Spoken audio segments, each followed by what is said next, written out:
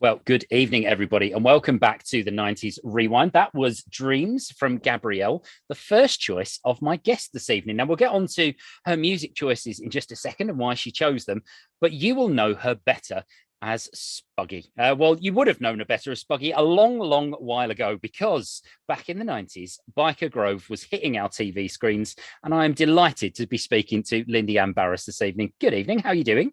Good evening. I'm very well, thank you, Paul. Whereabouts are you calling us from this evening? Sunderland.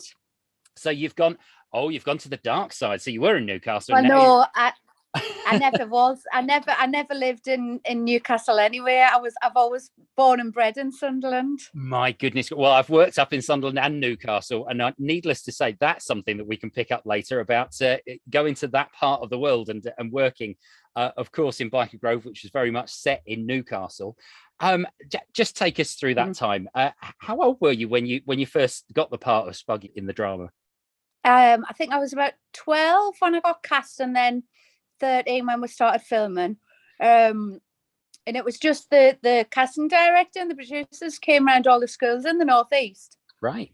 And auditioned us, and I'd done loads of stuff at school and things like that. And then I was the first ever person ever cast for the show. You were the first one in through the doors. So clearly they had a kind of a type of person they were looking for. What do you think it was about that character? Surely they didn't, you're not like Spuggy, surely. You are. I was. Your way through the part. Yeah, I was at that age, 12, 13. I was very much like Spuggy. Bullshit, outspoken, cheeky, all the things that Spuggy was. That was very much me at that age. Well, she was very much a character on our side. She didn't suffer fools gladly, did she? She said it pretty much as it was all the way through. Yeah. And I was probably like that back then. Not so much now.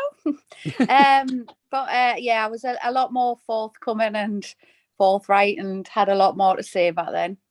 I think your character was, because I remember watching Biker Grove very fondly, and your character was kind of the go-between between each of the other sort of character storylines. There was an awful lot of you running off to Jeff and telling on other people most of the time. Did that give you a chance to work with pretty much all of the cast during? Everyone. There wasn't anyone that I didn't have scenes with. And what were some of the sort of the big stories that you remember at the time that really sort of got kind of the ones that stick in your memory? Sticking in my memory was probably towards the end. I had quite some great storylines. I visited America, so I think I was about 15, 16 then. We travelled to LA, San Francisco, Hollywood. Did a lot of filming over there.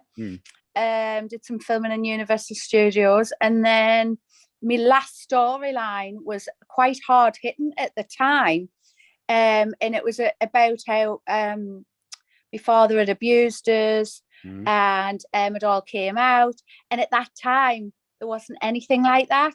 So it was super gritty, and I think that's what Biker Grove did. It brought realism to the forefront. Yes, there was the fun bits, but it really tackled real subjects and real things that teenagers were going through. And it did it in a way that I think it felt like a little bit of like a handover from Grange Hill, whereas Grange Hill had done all this in school up to now. Biker Grove was the first time we saw that reality for kids outside of the playground. It was what they were doing after school. I mean, was it the sort of thing that, I mean, you were 12 at the time. Yeah. Was that the sort of thing that your mates were doing at school and the kind of things that were affected? The storylines, absolutely.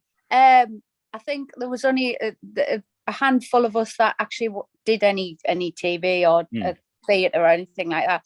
But a lot of the hard-hitting storylines were so real. And I think that's what made it so cutting edge for its time.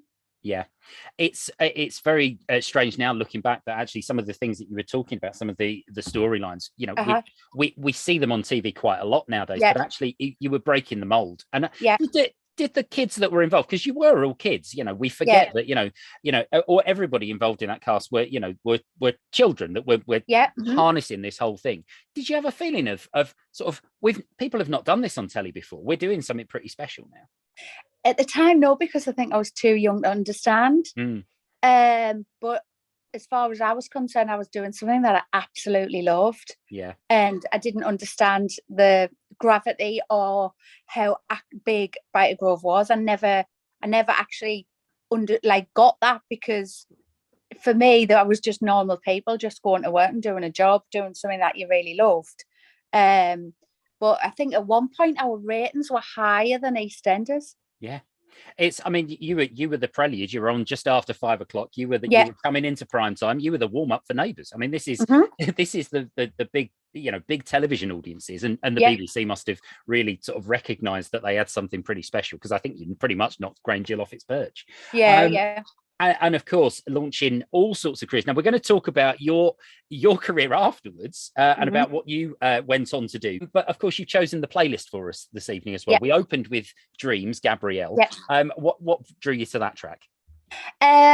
Probably that came out just as I was leaving Brighter Grove, just after. And I remember in the 90s going on my first girls' holiday, and that was out. And I think I was about 17, 18, possibly 17, I think. And obviously Brighter Grove was really good then. And I remember that song on in the nightclubs and out partying. It was a big sort of debut #1 single for her, and massive, launching a huge artist there. And then you've gone for Rhythm Is a Dancer after that. And now, is this a clubbing number? Yeah, that's a clubbing number, absolutely. We first started clubbing, and that was one of my favourite songs. I was at Gox in gig at the weekend, Isolation Nation, and he was playing some of them, and they were absolute bangers. And they were just like being like young again and daft again. It was like the oldest swingers in town, mind, in the nightclub listening to it. But it was just great listening to all these remixes of them all. This is Rhythm Is a Dancer. Snap.